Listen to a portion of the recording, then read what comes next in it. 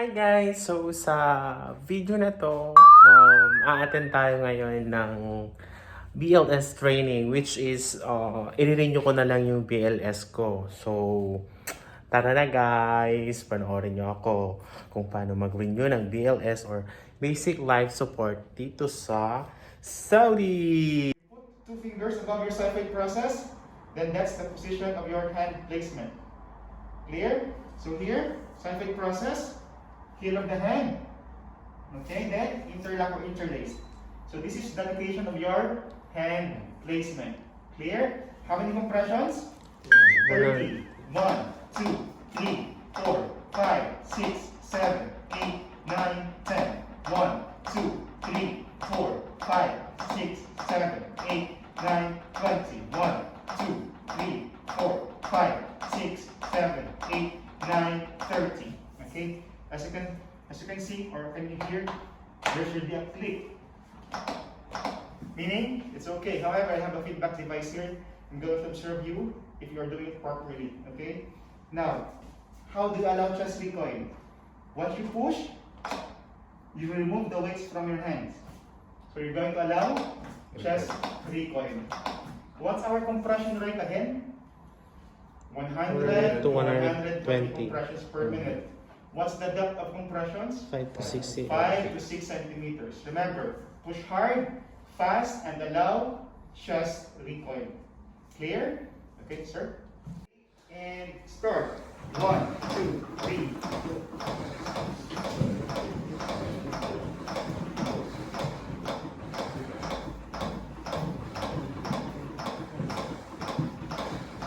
Eight, 9, 30. Stop. Okay, very good. 2 more sets. Elbow straight. Elbows locked. Use your shoulder. Ready? Start. 1, 2, 3, 4. 14,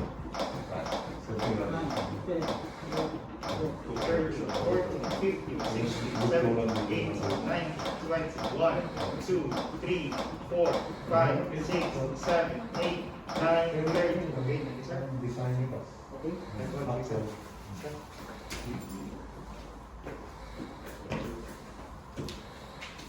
Ready? Elbow straight or 5 to 6 centimeters. Ready? And start. 5, 6, 7, 8, 9, 10, 14, 15, 16, 17, 18, 19, 20, 1, 2, 3, 4, 5, 6, 7. Provide 2 breaths. Now the question, how many cycles again? 3. I have 5 seconds. Okay. For practice only, we're going to do 3 cycles, so you'll not get tired easily. Okay. But for real scenario, real life, it's 5 cycles. Clear? Now for breathing, are we allowed to do mouth to mouth? No. Okay, nowadays, no, especially with the corona. However, just one question. Say for example, it's a family member. You know that he's not sick, he doesn't have corona. Can you do mouth to mouth? Yes. Yes, so that depends on the Situation. Okay, now, how to do mouth to mouth? Okay, in case you need to do so, you pinch the nose. Okay? You open the airway using your head tilt, chin lift maneuver. Remember, we're opening the airway if we do not suspect a cervical or neck injury. Clear? Head tilt, chin lift maneuver. Remember, you have to pinch the nose if you're going to provide mouth to mouth. Make sure that you are properly sealing the patient's mouth. Okay? Then give how many breaths? 2. 2 breaths. Making sure that there is a visible chest Chest rise. rise. Remember, 1 breath over 1 second. First breath, take a second rest, second breath. So meaning you have at least 3 seconds to provide 2 breaths. Making sure that there is a visible chest rise. So again, what do you call this maneuver? Head tilt. Head tilt, chin lift. It's like you're tilting the head, lifting the chin. Okay? Head tilt, chin lift maneuver. Clear?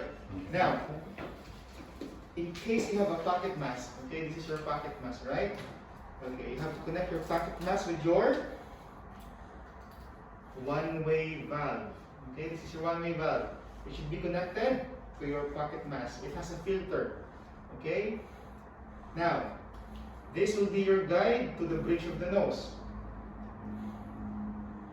Press against the patient's face firmly. Your thumb will be at the other end your 2 or 3 fingers on the bony part of the jaw. Open the airway using your head tilt chin lift maneuver, then provide how many breaths? 2 breaths, making sure that there is a visible chest rise. Okay, remember, after 30 compressions, pocket mask, open airway, 1, 2.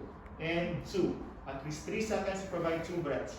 Now, say for example, when you provided 2 breaths, you attempted to provide 2 breaths. There is no chest rise. What will you do now? Compression. Reposition first. Try to open the airway again. Okay? If you can. Check for the foreign body. Maybe there's an obstruction, right? Then provide 2 breaths.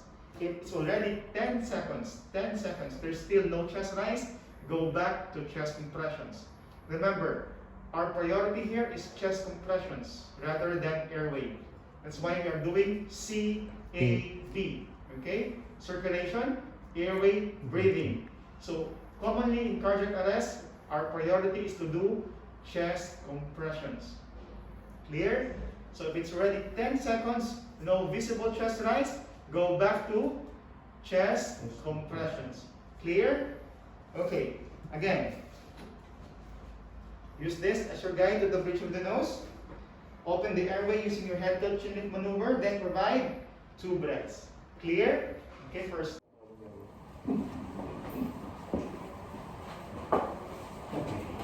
Can you have your pocket mask?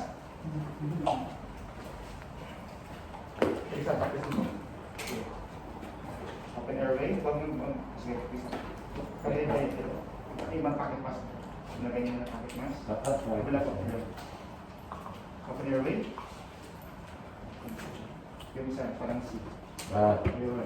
Open airway. Close. Close. Really close. Close airway. Close. Open. Close. Open. Close. Open. Very good. Thank you. Take your seats. I'm on. Start next. Seat safety. Okay, make sure that the seat is safe before you approach the patient. Okay, once the seat is safe, you have to wear your PPE. PPE. Okay, now you have worn your PPE. You have to check for. Respond. Hey sir, are you okay? Hey sir, are you okay? There's no response. Shout for Help. Help! Open airway if you do not suspect a cervical injury. Check for carotid pulse. Then look, listen, and feel for breathing. 1, 2, 3, 4, 5, 6, 7, 8, 9, 10. There's no pulse, there's no breathing. Activate EMS. Let's bring an AED. Let's start your chest compressions. How many compressions? 100 to 120. Okay, that's a compression rate. Compression is? 30 compressions. 2. How many cycles? 5. 5 cycles is for 2 minutes. Okay? After 2 minutes or 5 cycles, we check for pulse and breathing. There is no pulse, there is no breathing, then resume chest compressions. Clear? Okay, please. First 2. Seat safety. Okay, the seat is now safe. Okay. Then check for PPE. PPE. Okay, very good then. And then Then check for the responsiveness of the patient. Also, Are are you you okay? okay? Hey, are you okay? There is no response. Shout for Help. Very good. Then check for Pulse. pulse and breathing. Breathing. Open airway. Look, listen, and feel. 1, 2, 3, 4, 5, 6, 7, 8, 9, 10. There is no pulse, there is no breathing. Call for help. Activate EMS. Okay, bring. Bring a. Very good. Ready for chest compressions. Ready? Okay. Ready? And start. 1, 2.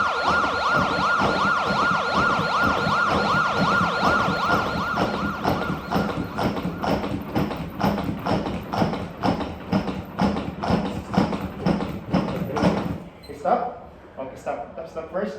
What's your time? 14.44. So technically, in each 30 compressions, it should be done between 15 to 18 seconds only. Okay, clear? So you can have it a little bit slow on. Ready? Okay. Okay, one more time. Ready? And start.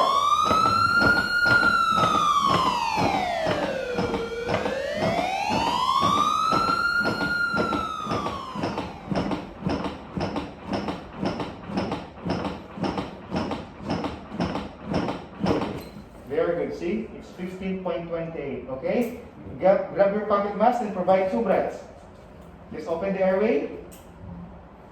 1, And 2. 2. Good. Okay? How many breaths? 2. 2 breaths given. Resume CPR. Resume chest compressions. Ready? And start. Count.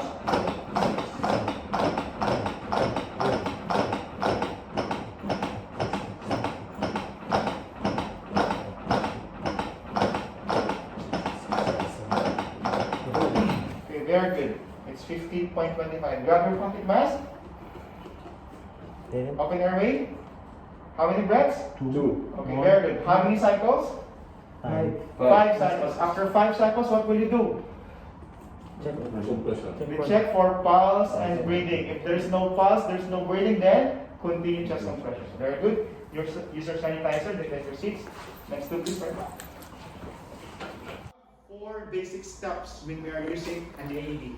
Our first step is always to turn it on. Okay? Number 1, turn it on. Number 2, attach your pads to the patient's bare chest. Okay? Attach the pads to the patient's bare chest. Number 3, that's you're analyzing the heart rhythm. Okay? When the device is analyzing the heart rhythm, don't touch the patient. Okay? 4th and final step is to push the shock button. But before you push the shock button, you have to say clear. Make sure that there is no one touching the patient before you push the shock button. Okay. Again, what's our first step? Turn it on. Second step? Put the pads. Third step? Analyze the rhythm. Okay. Analyzing the heart rhythm, don't touch the patient. So you have to say clear. Okay. 4th and final step? Push the shock. Before you push the shock button, you have to say Clear. clear. Very good. After pushing the shock button, what we are going to do now? No. Check If you have an the AED, automatically you have to resume chest compressions. Clear? So again, after pushing the shock button, resume chest compressions. Okay? Now, on the 3rd step, say for example, the device is telling you, no shock is advised. So what will you do now? do not. Very good, sir. You have to resume chest compressions. Okay? So again, first step, power on. Second step, attach your pads. Third step, analyzing the heart rhythm. 4th step, shock is advised. Say clear. Okay, then push the shock button. After pushing the shock button, resume chest compressions. Remember this, every 2 minutes, the device will reanalyze the rhythm automatically. Okay? No need to turn it on and off. Turn it on once, then follow the instruction of the device. Clear? Clear. Okay, so for this device, okay, it will not give a real shock. Remember this, AED differs from manufacturer to manufacturer. Okay? That's why you have to be familiar with your AED on site. Okay, for Alliam, I think it's the zones, right? The color green AED. Okay, some device, once you open, automatically turns on. Okay, but some, you have to press manually. Okay, so for this device, so you have only 2 buttons here. Okay, this is on your on and off. This is your shock button. This button will blink. Prepare in preparation for shock. So before you press, you have to say clear. Okay, so let me show it to you.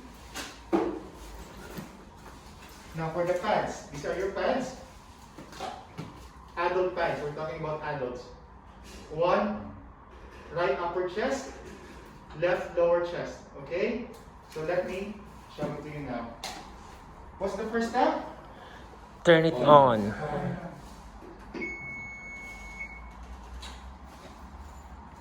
Apply pads to patient's bare chest. Plug in pads connector next to flashing light. This is your flashing light. Attach it here. Analyzing heart rhythm. Clear. Don't touch the Do not patient. touch the patient.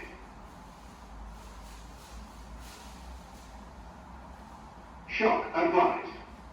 Charging. Stay clear of patient. Deliver shock Okay, now. so it's Press blinking the now, on right? button now. It's blinking, so you have to say, clear! Clear. Shock delivered. Then push the shock button, then resume chest Compression. compression. Okay, so you have said every 2 minutes, this will analyze the heart rhythm. So remember, your 5 cycles is for 2 minutes, right? This is for 2 minutes also. So meaning to say, if you're following the correct compression rate, exactly after 5 cycles, this will reanalyze the heart rhythm. So no need to check for pulse and breathing after 5 cycles if you have the device. You check for pulse and breathing only after 5 cycles or for 2 minutes if you don't have an AED with you. However, if you have an AED, this will be your pulse and breathing. Clear? Clear. Now, we have some considerations when we are using our AED. Okay? So remember this. Before you attach the pads to the patient's bare chest, it should be clear. For example, here, you have to shave. This portion and this portion should be clear. You have to shave. Meaning, you have to have a razor with your AED device. Okay? Now, what if the patient's chest is wet? You have to dry. Otherwise, the electrical current will just run through the chest. It will not give a direct shock to the heart. Okay? Now, what if there is a medication patch over here? Like a square or a circle, medication patch, you have to remove, wipe, then attach your pads on. Okay? So we don't want this patch to block the shock. Okay? At the same time, if you have an implanted pacemaker, so pacemaker is like your heart. It will help you, or it will help the patient to have a regular heartbeat. So it will look like a lump under the skin. For example, there's a lump under the skin. Anticipate that this is a pacemaker. Okay? So don't put your pads over the pacemaker. Put it beside the pacemaker. Okay? Because the pacemaker will block again the electrical shock. Clear? Now, can we use the device in the water? No. Definitely no. That's why in drowning patients, pull the patient off, dry, attach. Clear? Again, let's review the steps in using our AED. First step, Turn it on. second step, third step, Analyze heart rhythm. analyzing the heart rhythm. You don't have to touch the To the patient, patients. right? Fourth step, Shock. before you push the shock button, you have to say Clear. clear. After pushing the shock button, To continue compression. resume chest compression. Clear? Okay, let's have this practice one by one. Okay, remember, this is already your practical exam, so you need to make sure that you did it properly here. Otherwise, you have to retake it later on before you take the written exam. Okay? Apply pads to patient's bare chest. Plug in pads connector next to flashing Apply pads to patient's bare chest. Analyzing heart Plug rhythm. in pads connector Apply next to pads. flashing Plug light. in connector. Yeah. Awesome. Okay.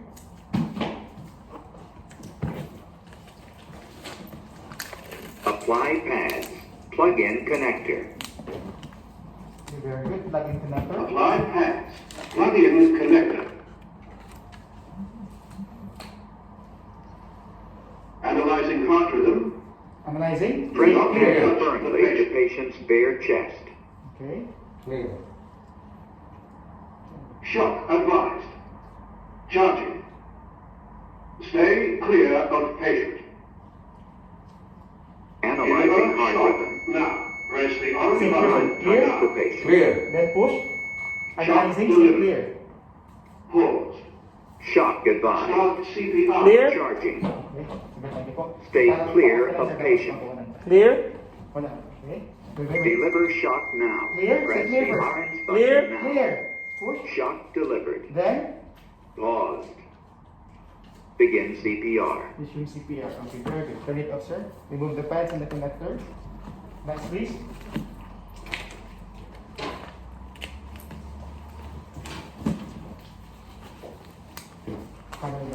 Turn it off.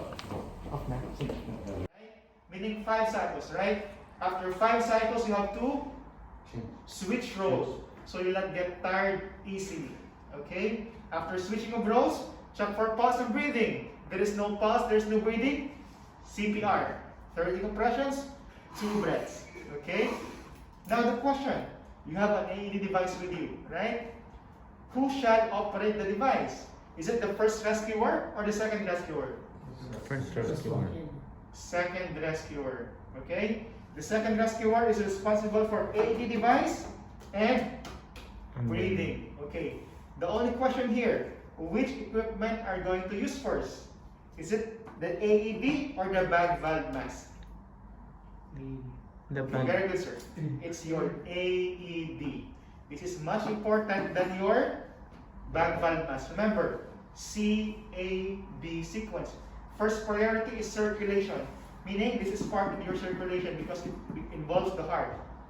This is for breathing and airway. So your first priority is use your AED device before you bag the patient. Clear? Now, answer me. Let me give you a scenario, okay? Yes, po. So we are a 2 rescuer team, right? Say for example, he is the first responder. Okay, make sure that you know your responsibilities. He will be the one to check for scene safety. Sige, scene safety, sir. No safety. The scene is now safe. So, Wear your PPE, right? Please. so check. Hey, are you okay? Are you okay? Are you okay? No response. Shout for. Help. Very good. Okay, then Check. for pulse. Which is your pulse? Check for pulse. Yes.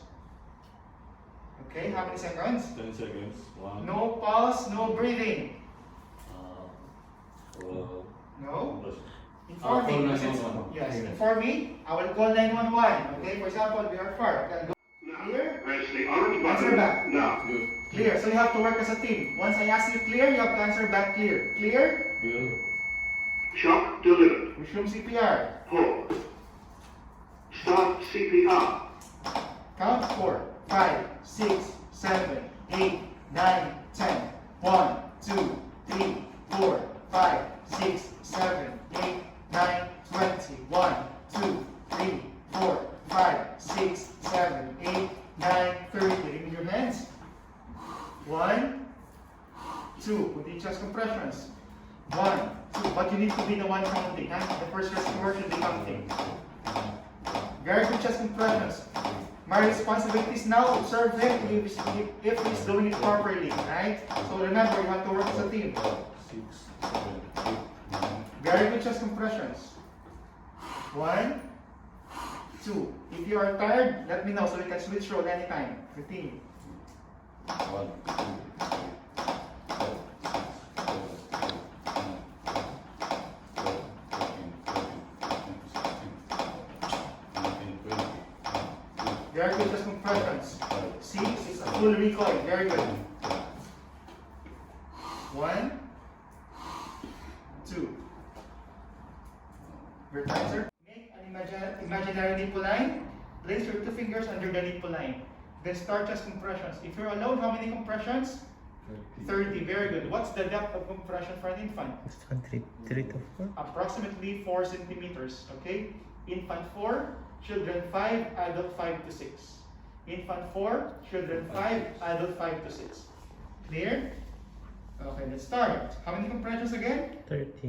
1, 2, 3, 4, 5, 6, 7, 8, 9, 10. 1, 2, 3, 4, 5, 6, 7, 8, 9, 20. 1, 2, 3, 4, 5, 6, 7, 8, 9, 30. After 30 compressions, you provide 2 breaths. Okay? After 2 breaths, continue CPR until you finish 5 cycles. After 5 cycles, if it's unwitnessed, okay, activate EMS. Clear? Now, if it's 2 rescuers, it's going to be different technique. You're going to use your 2 thumb encircling technique. If it's an infant, how many compressions if 2 rescuers? 15. 15. How many breaths? 2. How many cycles? 5. Approximately 10 cycles. 10 Because that cycles. is 15. Double. Right? So you do this technique, the 2 thumb encircling technique. 2 thumb encircling technique, okay? 1, 2, 3, 4, 5, 6, 7, 8, 9, 10. 1, 2, 3, 4, 5. Clear? Now, for the second rescuer, you are going to use the correct size of your BVM. Even for children, it's smaller than the adults. See? Adult, children, infant. The lungs of an infant, okay, are small. That's why you have to have the correct size. If you use this, lungs will explode, right? Because you're going to hyperventilate your patients, okay? That's why you have to make sure you have the correct size of your BVM. So same concept, easy clamp technique, open airway. 1, 2, making sure that there is a visible chest rise. Clear? 1, 2. Again, if you're alone, how many compressions? 30. If two rescuers? 15. Very good. Okay, let's start. Witness, arrest. Witness, infant arrest. Check for scene safety. Scene is safe. PPE. Check for responsiveness. Tap the foot.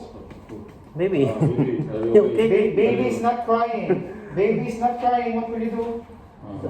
Shout for help. Help. Then after Then check for pulse and breathing first. Check for pulse. Brachial pulse. Count. 1, 2. 3, 4, 5, 6, 7, 8, 9, 10. No pulse, no breathing. Start compression. Witness. Witness, start compression. Witness. Call 997. Brain and AED. The start chest compressions. Ready and start. 1, 2, 3, 4, 5, 6, 7, 8, 9, 10, 11, 12, 14, 15, 16, 17, 19, 20, 21, 22, 23, 24, 25, 26, 27, 28, 29, 30. How many breaths? 2. Very good. Now, if it's two rescuers, what technique are you going to use? 15. Two thumb encircling technique. Ready and start. 1, 2. 4, 5, 6, 7, 8, 9, 10, 11, 12, 13, 14, 15. Very good. How many breaths? 2. Approximately how many cycles? 10. Very good. Sanitizers. Next breath. Sorry, it's your hand.